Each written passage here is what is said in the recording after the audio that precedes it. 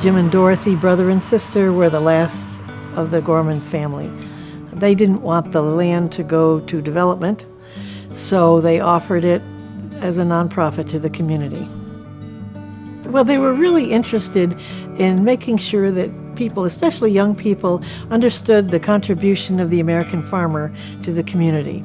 And by that I mean hard work, thriftiness, community service, just all kinds of things, in addition to agriculture, feeding people.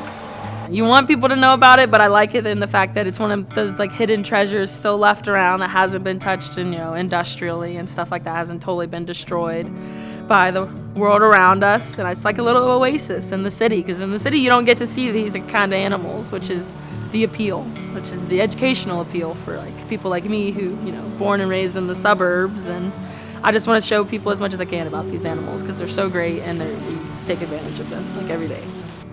Well, I just see so much development of our natural resources, especially around cities. I mean, you just look at the growth here in the greater Cincinnati area as we sort of move toward becoming a whole metropolitan area all the way up to Dayton.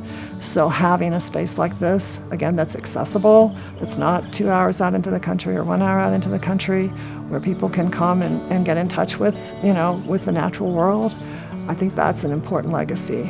And I think, that Jim and Dorothy saw some of that when they made their decision. And I think that we work toward preserving that here and promoting that here.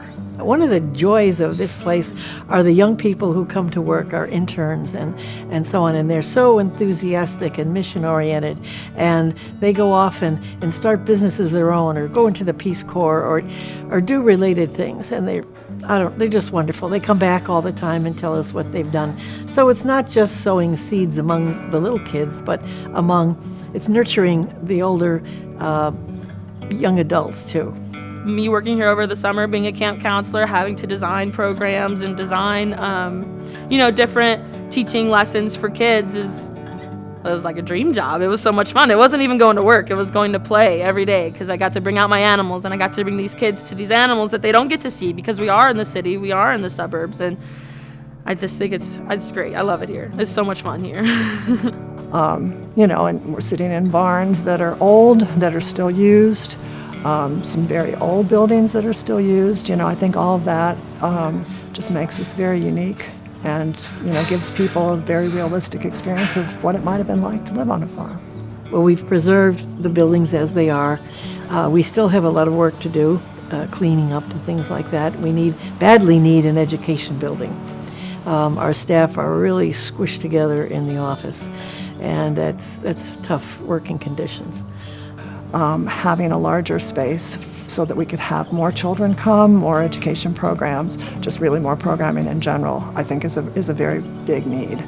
And yes, we are underfunded, in relation to a lot of other nonprofits in the area, especially ones that, deal with the outdoors and with farming or with nature and things like that. So being able to build our donor base, especially with some donors that could really, help us would be wonderful. It's one of those places like you'll be there and you'll leave and you'll be like, well, when are we going to come back? Because there's always something going on. It's always interesting and there's just so much to get into, and it's just easy to fall in love with Gorman Heritage Farm.